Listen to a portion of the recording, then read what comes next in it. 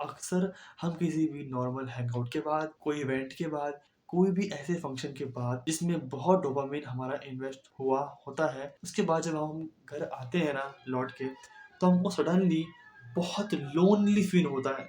हमको ये लगता है कि अब ये फंक्शन, इवेंट वापस नहीं आएगा।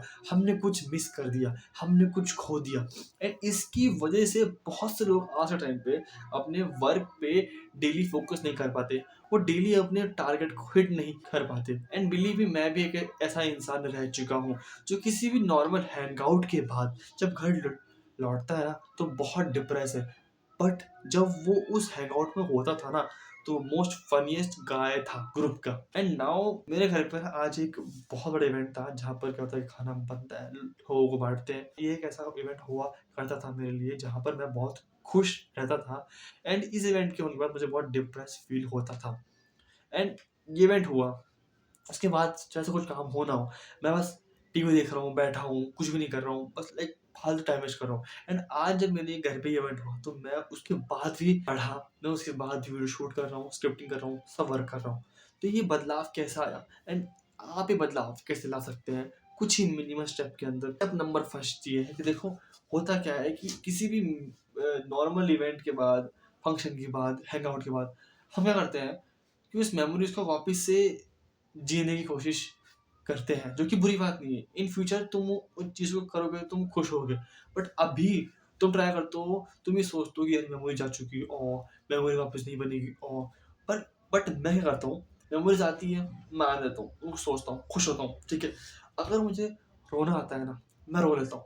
अगर मुझे सैड फील हो रहा है, मैं सैड फील हो लेता हूँ। रिसेंटली मेरा भी एक एनुअल फंक्शन हुआ था, उसमें मैंने बहुत ज़्यादा पार्टिसिपेट किया था, बहुत हार्ड वर्क किया था।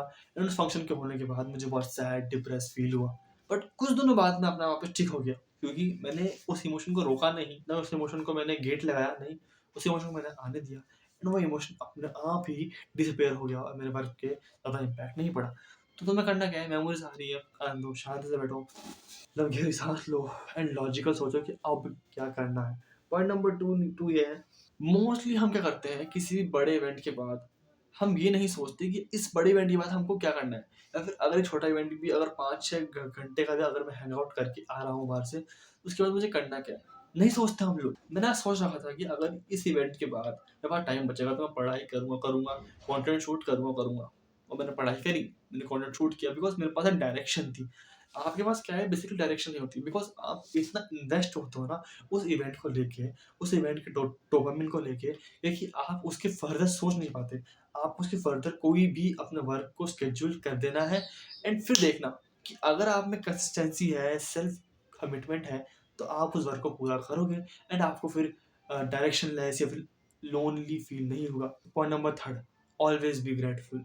जैसे मैंने कहा था, मेरे कॉलेज में एनुअल फंक्शन हुआ था, कुछ दिन तो मैं सैड रहा, बट उसके बाद फिर मेरे माइंड में ख्याल आया कि यार मैंने एनुअल फंक्शन में बहुत अच्छी मेमोरीज बिताई है। पर अगर वो मेमोरीज से मेरे को डिप्रेशन, सैडनेस फील हो रही है, तो क्या मेमोरीज वो अच्छी थी?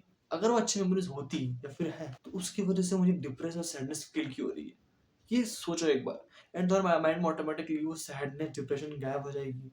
एंड तुम खुश रहोगे, बिकॉज अगर वो मेमोरीज अच्छी थी, प्यारी थी, उससे तुम डिप्रेस क्यों हो रहे हो? उससे तुम खुश रहो ना, वो याद करो और खुश रहो, एंजॉय करो। ये चीज हम सबको हमारे लाइफ में एक ना एक बार हिट होती होती है।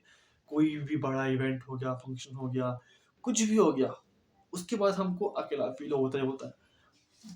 बट देखो, हमको हमारे लाइफ में डायरेक्शन लानी पड़ेगी, तभी हम आगे की सोच पाएंगे एंड मेमोरीज को गुड वे में प्रोसेस कर पाएंगे। सो अब मिलते हैं तुमसे कल। बाय।